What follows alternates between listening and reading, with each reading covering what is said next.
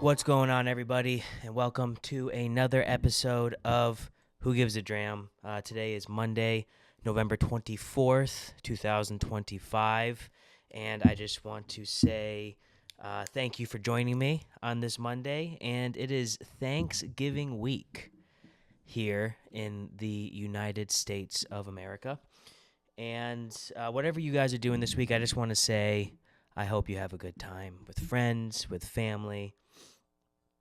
If you're traveling, if you're staying home, if you're getting on a plane, if you're going on a cruise, I hope you're drinking something good. I hope you're staying out of trouble. And I hope that you enjoy this Thanksgiving season. I know that I'm incredibly thankful for everything in my life, honestly, the good and the bad. Um, it's important to even be thankful for the bad things, I think, because without the bad things, you wouldn't appreciate the good things. And you learn and you grow, and it makes you a better person. It makes me a better man, I like to think. So I'm incredibly thankful for my family. I'm incredibly thankful for my health. I'm thankful that my dad got through his surgery without a hitch. I'm thankful that I can see all my cousins and my nana and anybody whenever I want. I'm thankful that I have a huge, super close family. And I'm thankful for the bottles behind me. I'm thankful for McTavish Spirits. I'm thankful for my business partners, Graham, Ivy, Sean. I'm thankful that my brother and my sister help me out. I'm thankful that Caleb helps me out. I have a lot of things to be thankful for, and I hope you do too.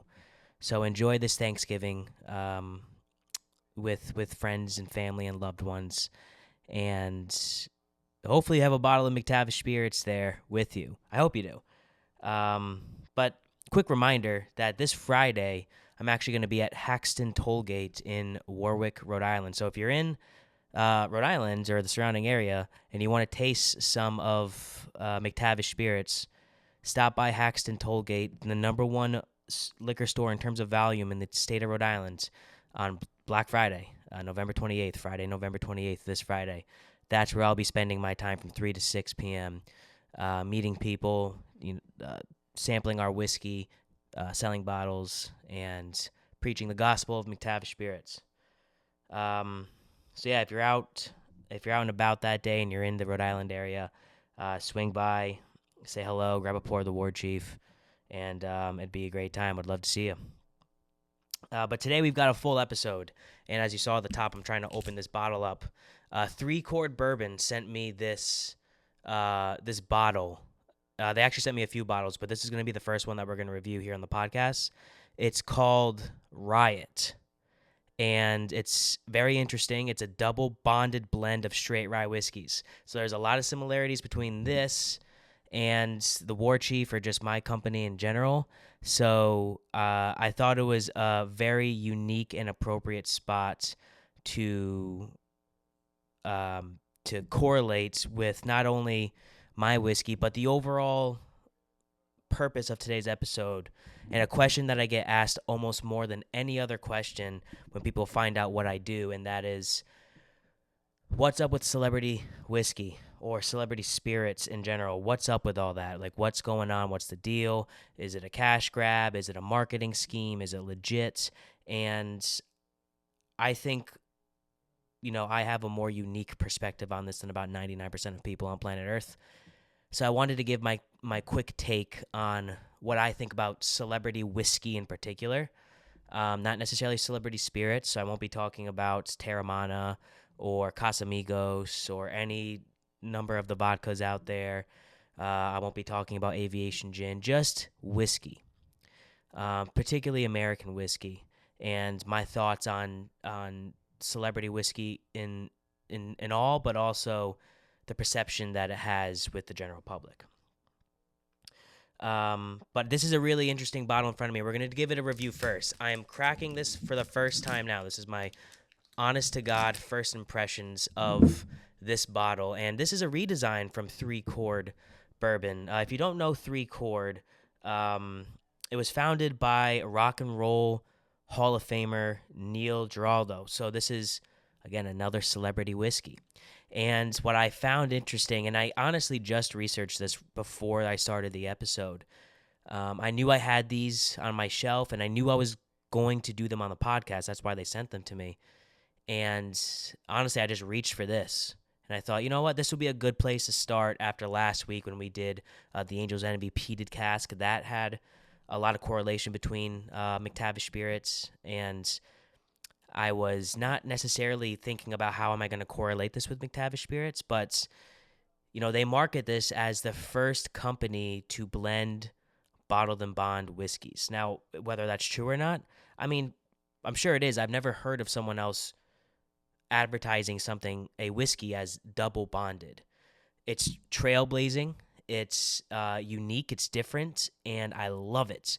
And how this correlates with McTavish Spirits, outside of the fact that they're both celebrity, founded or co-founded by celebrities, is the War Chief, our 7-year bottled and bond bourbon whiskey, was the first bottled and bond whiskey that was released by a celebrity-founded whiskey company. So, that's something that we're very proud of at McTavish Spirits, and I hope the team at Three Chord is incredibly proud of this as well, because when I saw Double Bonded, at first I was like, how the hell did the TTB even, allow this to be released? But I suppose as long as it's not saying that it's a bottled and bond whiskey, it's just a blend of two different bottled and bond whiskeys, that at the end of the day, it's just fanciful terms. Double bonded doesn't necessarily mean anything. But still a very cool concept. And to take rye whiskey from Bardstown Bourbon Company and MGP, which are the two whiskeys that are blended, the two mash bills that are blended to make this, is unique, and it's innovative, and I love it. Ari Sussman, or Sussman, I apologize if I'm mispronouncing that, is the master. He likes to be called the whiskey maker, not the master blender, but he's the one who's creating all this stuff, and I take a great deal of inspiration from people like him, and him in particular. But this is part of their Volume 2 series. So again, it's kind of like a redesign with the bottle. If you remember, the old 3 Chord bottles are kind of taller, a little not square, and they had their Amplify Rye. They had a few other things. I think they had a Tennessee whiskey. They were doing a lot of things, and I always appreciated them being celebrity founded, just like us. But I think what we're going to do is we're going to crack this open now, let it rest in the glass for a few minutes. I'll talk about what the whiskey actually is, and then we'll get into the review. So, oh, there it is. That was really good. Riot. And the band on the front is, I wrote it down. I'll have to find it. I wrote it down. It's another, it's like a punk rock group. Oh, that's embarrassing. So off the bat, not the best bottle to pour. It's still a beautiful bottle nonetheless. I love the artwork on the front of the bottle here. I just cut myself. This episode's not starting out great. So we're going to let that sit for a minute. Ow. That hurt. All right, let's get to the website here. So, Riot, right here. So, the description: the first ever double bonded rye, blending 2 bottled and bond ryes from MGP and Bardstown. The label features the Darts, an all-female band that has a raw garage punk energy with a dark, hypnotic groove. Kinda spooky. Think fuzzed-out organs, thundering drums, and fearless vocals. Very cool. This blend of ryes is as unique as the hot pink label in the sea of green ones on the shelf. I like that. All ryes, including my rye, or most of them are green labels. So, that is true. Photo by Ed Arnaud captures the chaos and swagger. Gold medal winner at the San Francisco World Spirit Competition. That's great. That's a great start. Aged between 4 and 7 years for a mash bill of 86% rye, 9% corn, and 5% malted barley. So we're looking at basically, I'm assuming, a 50-50 blend of Bardstown bourbon and of MGP Classic 95.5, and they're using different barrels, all aged at a minimum of 4 years, which is a bottled and bond standard, and then up to 7 years. So, I mean, there could be some 7-year 95.5 MGP rye in here. There could be some 4-year Bardstown. And I just think that's super interesting. I think I'm not gonna lie, it's crossed my mind to like take the War Chief bourbon and blend it with some MGP rye to make a bonded bow rye or something like that. And no one else takes that. That's my invention. If we actually do that, to be a blended bottled and bond bourbon whiskey. And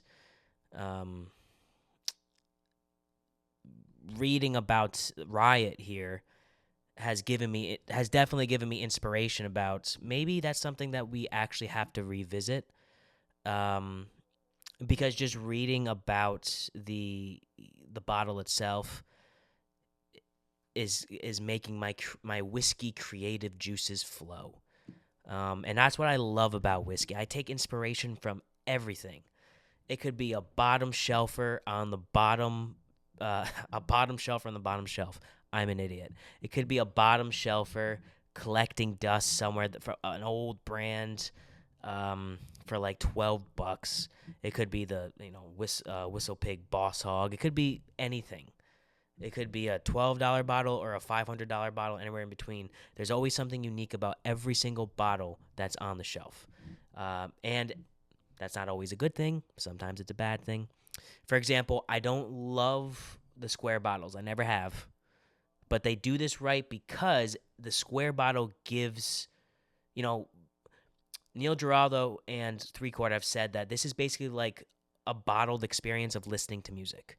Like if you were to bottle that emotion and that experience, that's what Three Chord is. And that's a great hook. That's a hook, line, sinker. That's great. I'll get behind that. But with this volume 2, this kind of reemergence of the brands, from what I understand, they want to feature artwork on their bottles as well. I mean, you need a big canvas to do that, so I understand why, this is as square as it is.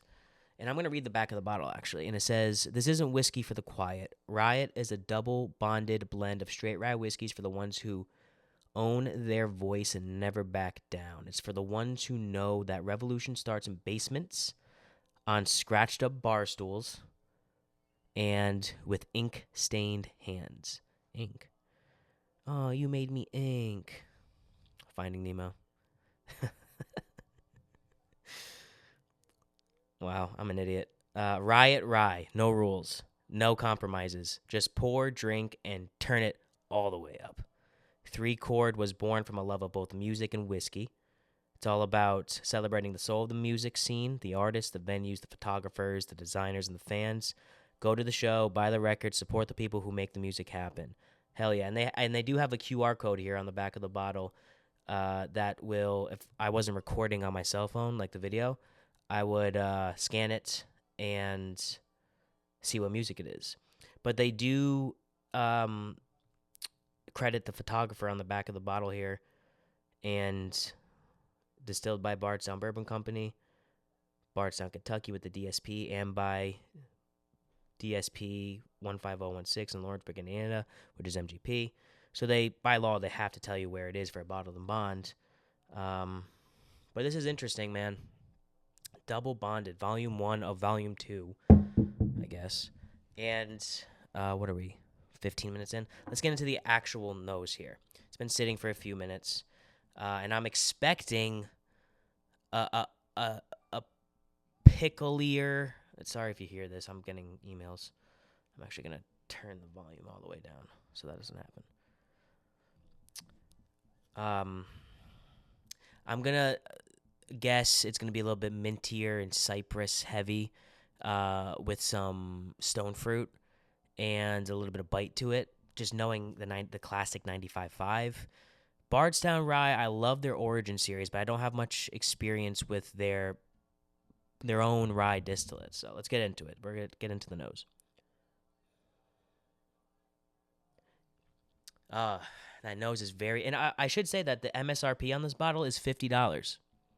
So for something that's age stated between 4 and 7 years, minimum 4 years, very approachable, very good price. Very happy with that.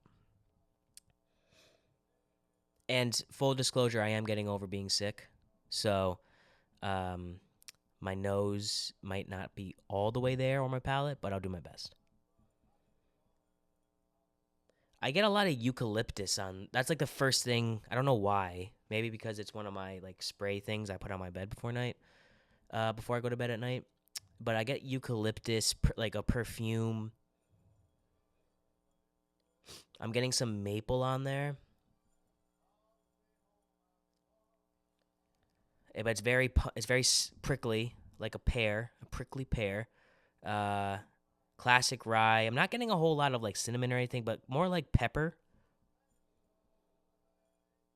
like a blackened pepper with some eucalyptus, some lighter perfumey eucalyptus type notes. Maybe that can be mint. And then a deeper, like, yeah, that rye, kind of like classic. I'm not getting a pickled note on here, like a dill or anything like that. But that it's a lot of like charred black pepper. Like I'm thinking of like the outside of like a piece of meat, like a charred piece of meat, just without the saltiness. Just like, you know, grill marks and stuff like that. It's nice. That nose is super approachable, and it doesn't blow you away with a lot, but it's not the most interesting nose in the world, but it does its job. And for me, a whiskey nerd, it's pulling me in because I'm getting those lighter perfume eucalyptus type notes, but then also like that deep punchy in the mouth, dark, you know, black pepper with, some baking spice in there. It's very approachable. Oh, right on that note, on that sniff, I was getting a little bit of dill, which I thought I would get with a 95.5 from MGP. But it's super, super, super muted. So I wouldn't even like really put it in there. Now I'm nitpicking, and I just want to drink it. So, 3 Chord Riot Double Bonded Rye Whiskey, first of its kind. Cheers.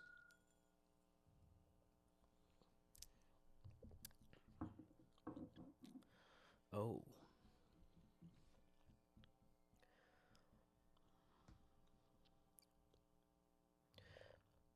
considerable amount of oak on the palate. Not a big finish. Not a big finish at all. It's actually kind of a shorter, smaller finish.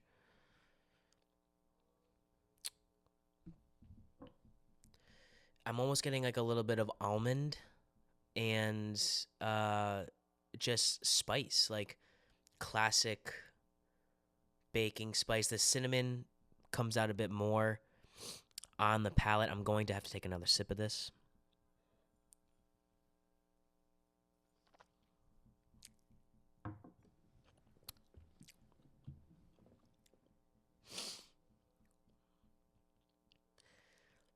It tastes like an MGP rye. I'm not gonna lie. I'm getting more of like a grilled fruit. Like if you're to put, I'm getting like for some reason pear keeps popping into my mind, and I don't even like eat pear or like have many pear flavored things. I know what it tastes like, but it's like almost like a like a what's the word I'm looking for? Not sour, but tannic maybe. Like it'll come to me. I can't remember the word. This happens to me all the time when I'm doing like blending whiskeys for McTavish. I can never think of what I'm thinking of, and I have to write down like in that example, I would write down not sour but more tannic. Think of fruit stuff. Like that would be my note, and I'd come back to it, and the next day I'd be like, oh, it was this word. I'll think of it. But the the palate is classic rye, is what I'll say. It's it is quite balanced. It's quite equal parts oak and spice, but I wouldn't expect to get as much oak as I'm getting.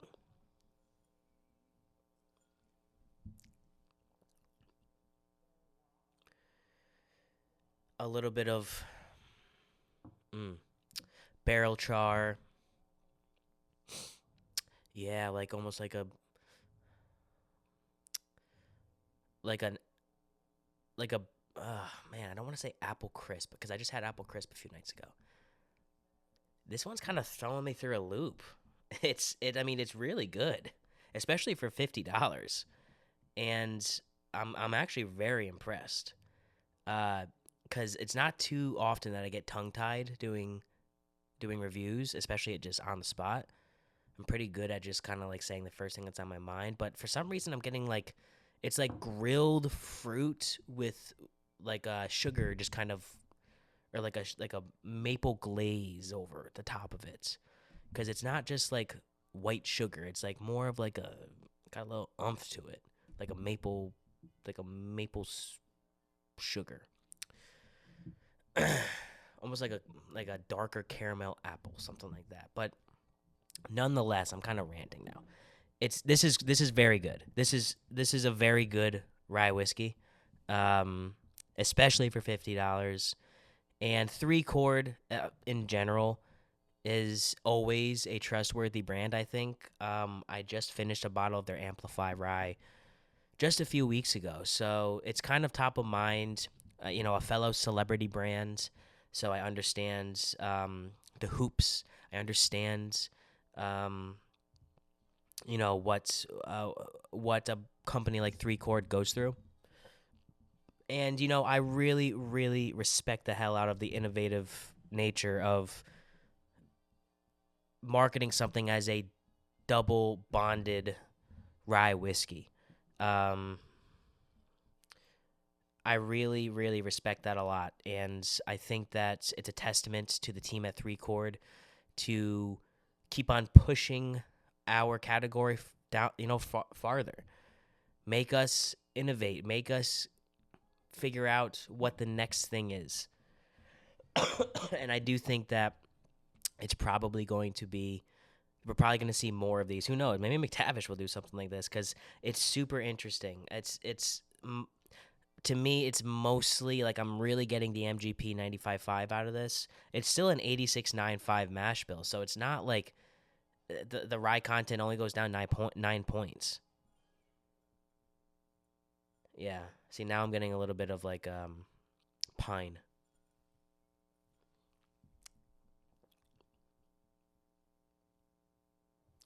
Super good. I finished the glass basically. Yeah, this is a very, very good rye whiskey. I think that again, I'm gonna beat a dead horse here, but the price point is always super important. They're transparent about what it is. They're saying it's double bonded. They never said it's bottled and bond, just double bonded. They tell you where it's distilled. They give you the age statement. I mean, hell, they gave you a QR code of a song to listen to on the back of the bottle. So just for that, I mean, bravo. Three Chord bourbon. Very good bottle. I'm impressed. And if I run out of this, which I will because I'm going to have a lot more of it, I would buy another bottle of this for $50. So that's it for the whiskey review. And before we get into the meat and potatoes of the episode, which is the celebrity whiskey factor, there are a few stories that I want to touch on. And one of them, the first one is Elijah Craig launches a Char No. 3 bourbon-inspired cologne, which, like, if you're a whiskey guy, you love the smell of, like I feel like half of the men's products on the shelf in any, like, self-care aisle is, like, bourbon scent. So this just makes sense. You want to smell like an aging oak barrel. It's like a manly thing. I smell like oak and wood and trees and nature. The cologne was developed and manufactured by Crafting Beauty, a Paris-based company. The name refers to the level 3 charred oak barrels used in every batch of the bourbon. Yep. Max Stefka says, who's the Associate VP of Global Whiskey Brands at Heaven Hill, says, Elijah Craig's pioneering approach to bourbon making, especially the art of barrel charring, has always been about craftsmanship, depth, and character. Those same qualities naturally lend themselves to a fragrance, one that captures the spirit of our legacy through a rich, layered scent experience that feels unmistakably Elijah Craig.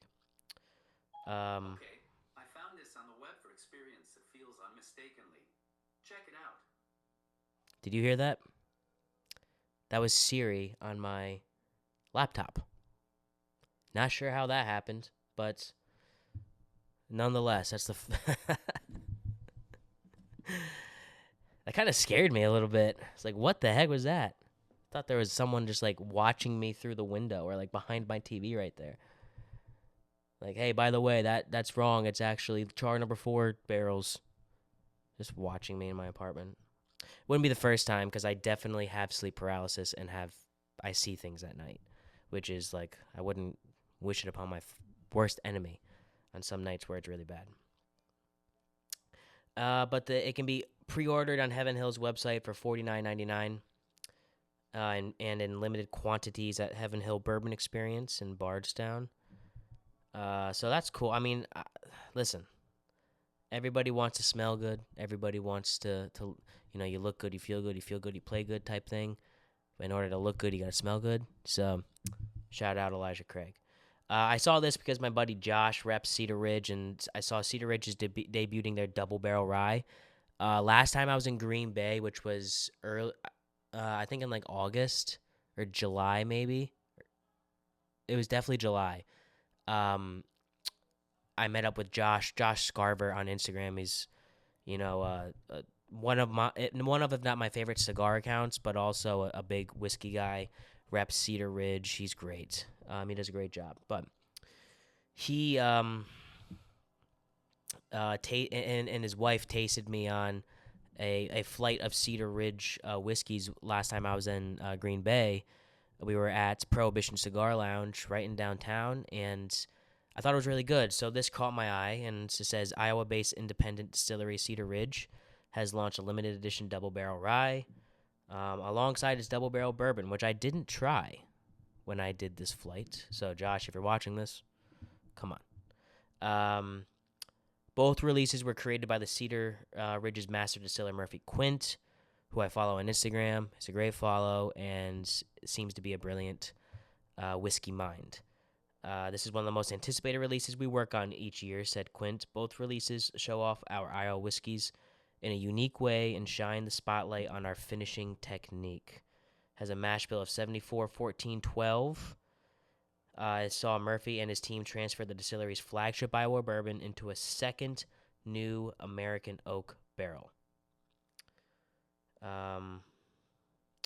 Which doesn't make sense because this is a double barrel rye. So that might be. They're talking about the annual bourbon there. Okay. On the palate, it is said to present notes of pineapple, grapefruit, cinnamon, and nutmeg. All great notes to have in a double barrel rye. The mash bill is 85, 12, 3. So 85 rye, 12 corn, 3 malted barley. And the bourbon is 74 corn, 14 rye, 12 barley.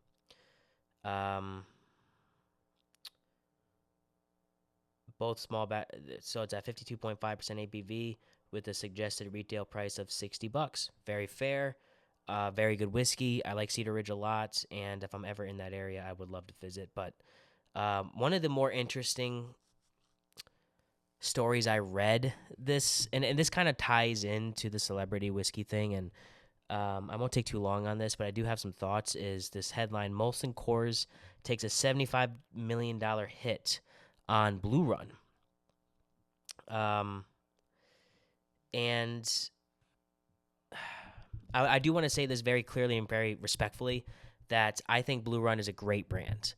I think they were in the right spot at the right time, and they were putting out great product with beautiful packaging and a kick-ass founder who's a great guy, and it just all was working in the exact right moment back in 2023. Uh, beautiful bottles, of interesting story, and great whiskey as well. Um, Again, they're producing great whiskey. The designs are out of this world, and they did do a fantastic job at building real momentum. But my honest opinion on this, it applies to a lot of corporate acquisitions in the whiskey world, but it's just that most larger companies, when they take on a premium spirit or a luxury spirit, they just don't know how to sell it. They try to push it into their portfolio like anything else, and they aim for volume when they should be aiming for relevancy and storytelling and authenticity and just getting it into as many hands as possible.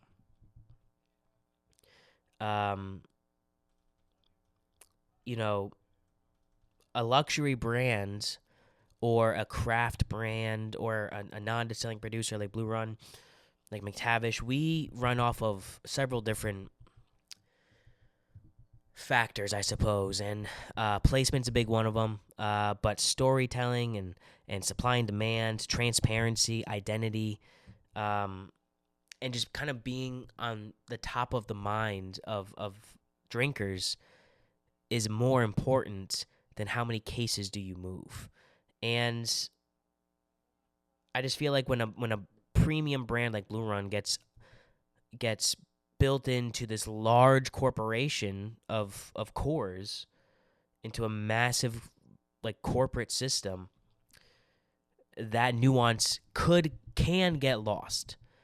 And again, this is not a reflection on Blue Run. It's just my opinion on how these things work. I've seen it happen with other brands as well, and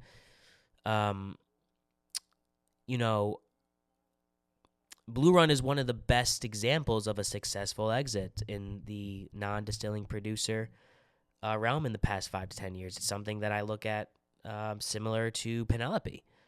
But you can't treat like, I don't know. So you can't treat Blue Run like a mass volume mover. And I know they sell a bunch of whiskey. That's because of their authenticity, and that's because of their transparency and their engagement and who they are and the people behind it. Not because they have great margins or it's cheap, because it's not cheap at all. And I think the numbers eventually show it. So I wanted to touch on that real quick because I'm a huge fan of Blue Run. I still have a Blue Run hat. I wear it all the time. And it breaks my heart to see stuff like that, because Blue Run is such a great whiskey, and they did such a good job. And I think Coors will probably turn it around, but to see that's taking a $75 million loss, is just crazy to me, because I don't think that's a reflection on the market. I think that's a reflection on the things that have to change when a big corporation takes on a luxury brand like Blue Run. That's just my 2 cents. But man, I love Blue Run. I think it's great. But the main topic today, and then we'll wrap this up. And I think I know this. I think I am more vested in this topic than most, because I own and I founded a celebrity whiskey brand with Graham, is celebrity whiskey. And the topic gets thrown around a lot, to me specifically, but I just see it talked about all over the place, on the internet, on podcasts, on YouTube videos. A celebrity whiskey, is it a farce? Is it a money grab scheme? Is it a marketing scheme? What is it? And for years, celebrity whiskey has had a bad reputation. I mean, let's be real. I tell it to people that I talk to all the time when I'm telling them the story of McTavish Spirits. Graham and I knew that going in to forming this brand that people are going to raise their eyebrows at us and be like, really? A celebrity brand? Like, come on. What are you doing? Just trying to make a quick buck and bounce? If it was as easy as making a quick buck and bounce, I think every celebrity would do it. I can tell you this much. No quick bucks are to be found. So I don't know how that happens without just dumping in just a significant capital right off the rip. But in today's economy, who's going to do that? That being said, early on, there definitely that could have been justified. There, in all of spirits, there are celebrity brands that have popped up that were very clearly not. There was a disassociation between the whiskey and the celebrity. So that's important. I mean, one of the biggest things with, I thought I turned down the volume. Sorry. Keep on getting emails. That's why I'm trying to turn this down. All right, sorry. We're back.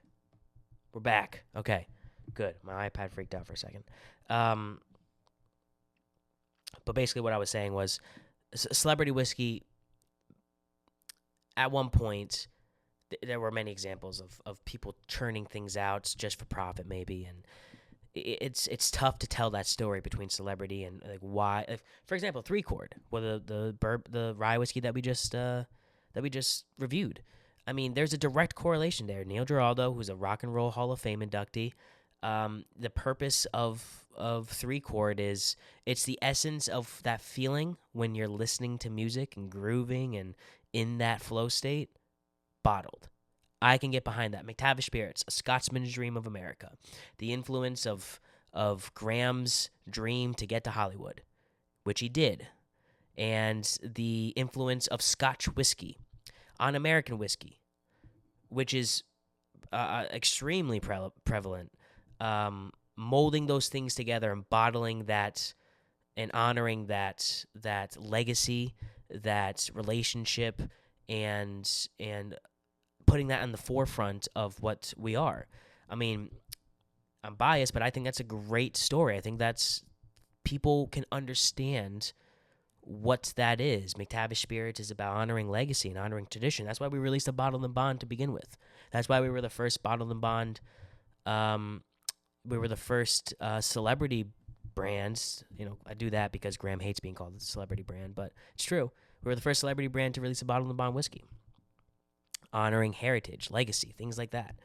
But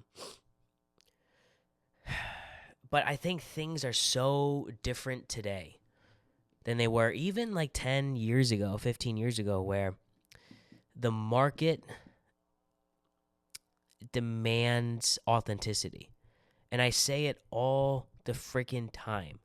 I mean, one of my most, if I had a Spotify Wrapped for words said in 2025, authenticity would be in the top 20 of words I've said. Because it's so true. Any successful brand these days, anybody that is enticing the public, is that is getting in front of the whiskey community or the alcohol community or a certain fan group like Outlander or The Hobbit or something like that. There has to be authenticity behind it, or else it'll be rejected. And brands that have staying power, by that definition, have a great deal of authenticity as well. So if you take a look at some of the celebrity brands out there, including Three Chord, Brothers Bond comes to mind. Whiskey Gypsy comes to mind. There's Jim Gaffigan's new brand. I'm forgetting the name of it. Father Time. McTavish Spirits. Heaven's Door. Silver Belly. Bradshaw. Shout out to my buddy Robbie at Silver Belly, who's the CEO over there. But if you look at all those brands, there is a real story being told with every single one of those brands. And I just think that is a key aspect to why celebrity whiskey isn't what it used to be. I mean, there are hitters in celebrity whiskey right now. Brothers Bond is a great example. I mean, I believe they're the most followed alcohol brand in the world. Could be wrong, but I'm pretty sure they are. Huge followings, massive celebrities, and they're putting out damn good whiskey. They really are putting out damn good whiskey. McTavish Spirits. I'm a little biased, but I know we're putting out damn good whiskey, and I know that we are as transparent as it gets, as honest as it gets. People know exactly. I've been saying since day one, especially on this podcast. Our goal is for people to know exactly what is in their bottle. We are a proud non-distilling producer. We're never going to have a tasting room. We're never going to have a distillery. We want to focus on the production and the marketing and the story of what our brand is. Heaven's Door is another example. They're opening up, I think, a distillery, or at least they have a restaurant, because I went there last month in Louisville. And, I mean, their whiskey's phenomenal. Their whiskey's so good. Silver Belly's the same thing. I know Robbie personally, and I see how they operate. And I just know there's passion behind it. There's real people behind it. And that, I think, is what people look for now. And the future of whiskey and of bourbon is going to come down to that authenticity factor. That, are these people bullshitting, or do they really care about this product? Are they price gouging us, or is this really a $70 bottle of bourbon in the case of the War Chief, or a $60 bottle of rye whiskey, or $50 bottle of rye whiskey, like with Three Chord Riot, or other things like that? And I just think that the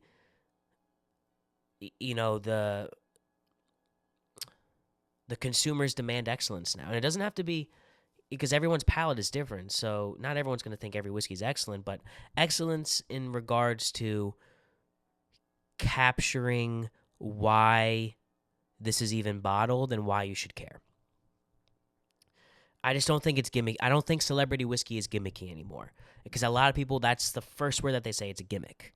It's a cash grab. It's a marketing scheme. I just don't think it is. I think it's a serious category now. And that is simply because the brands in the category are delivering with real results. I wrote down some. Oh, Blackened. How could I forget about Blackened? Another celebrity whiskey brand. That's fantastic. And that's really what matters at the end of the day is the whiskey good? I remember when we started this company, and I went to Dram, and I was telling my dad, I was like, I don't know if McTavish Spirits will succeed as a company. I don't know if we'll last 6 months or a year, 2 years, 5 years, whatever. I don't know if this will work out in the long term, but what I do know is that our whiskey is really good. We just got to get people to try it. That's been my thought process since day one. Of when we launched. And I just think that celebrity whiskey is continuing to enter a healthier and healthier time period where I love seeing Jim Gaffigan's new brand, because, again, it's a testament to, I've never had his whiskey, but so many people have said, and people that I respect have said that it's really good. I think he was recently on Bourbon Pursuit or something like that, and I respect the hell out of those guys, and if they're saying it's good, you have to, acknowledge good whiskey, and if the whiskey isn't good in the days of in this time day and age of social media, people will let you know. So, I'm really happy to be in this category. With Dram, of course. I'm talking like I'm the celebrity. No, I'm really happy to be involved with Dram and in this category, because I just think it's incredibly interesting. We have the best of both worlds.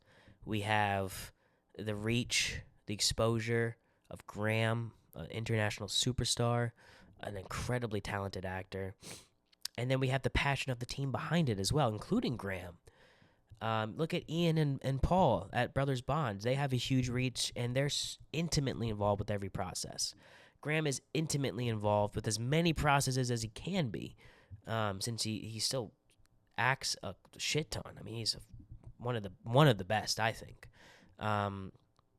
I see Neil Giraldo from Three Chord doing interviews all the time about their whiskey, and but the team behind it, like Ari with Three Chord, for example, our team at McTavish. I mean, it's not just about the celebrity. The celebrity is the anchor, and the celebrity is what helps you sell bottle number one. But it's the team, it's the authenticity, it's the whiskey that helps you sell bottles 2, 3, 4, 5, 6, 7. You see where I'm going. And there's no secret behind that. That's just how it is. This isn't an industry secret of you need to have a passionate, authentic team behind the celebrity for it to sell more than one bottle per person. That's just the truth, and that's just common sense. And I think celebrity whiskey's in a great spot, and I love to be in that category with everybody else. And a rising tide raises all ships. Any whiskey in not only the celebrity space, but the non-distilling producer space, or just American whiskey in general, the better it's doing, the better we're doing. So it's really a case of one of my favorite sayings of all time, especially in whiskey: rising tide raises all ships. So, that's my take on celebrity whiskey. It maybe used to be gimmicky, but now it's legitimately a real respected category that has to be taken seriously, because every celebrity in the past 5-6 years that has gotten into whiskey is producing good whiskey. And that in of itself tells you that the people are serious about what they're putting in their bottle with their name on the bottle, or their approval behind the bottle. It speaks loudly. If that whiskey is award winning, or sorry, there's somebody. It's been a lot of distractions this episode. Anyways, we're 48 minutes in, so it's a little longer than I wanted to go. I feel like I kind of yapped on for a bit there. Sorry if I was kind of yapping. Everyone needs a good yap session. But yeah, we're going to wrap it up. Reminder, if you're in Rhode Island this Friday, Black Friday, I'll be at Haxon Tollgate from 3 to 6 p.m. Tasting the War Chief, free samples, also selling bottles. So stop on in if you're there. And just I hope you have a great Thanksgiving. This is the holidays are truly here now, and it's definitely a year for me where I'm thankful for a lot of things, especially health-wise. Remember to follow me on Instagram, Connor_whiskey. Follow the podcast on Facebook, Who Gives a Dram. I still have the podcast page. I'm gonna start posting there again. So Who Gives a Dram on Facebook. Give us a follow there. Make sure you're following McTavish Spirits on all accounts. Facebook, Instagram, Twitter, and TikTok. McTavish Spirits. We still have 20 bottles left as of the time of this recording of Legacy Series 1 available on Sealbox, which you can access through our website, or just go to sealbox.com and type in Legacy Series 1 or McTavish Spirits. It'll come up. 20 bottles left. I confirmed that yesterday. So at the time of this recording, which is November 20th. So go buy a bottle of Legacy Series 1 for the holidays. Go buy a bottle of the War Chief. We're available in 48 states online. We're only not available in Utah and South Dakota. So sorry to you guys, but I don't make the rules. Anyways, again, thanks for stopping by. I appreciate I appreciate Three Chord for sending this beautiful bottle for review. I'm really happy with it. I really like it a lot. I thought it was great, and I'm thankful to be here for another week. So, as I say every week, I hope you enjoy. I hope you drink good whiskey, and always remember, whiskey's the water of life. So let's start living.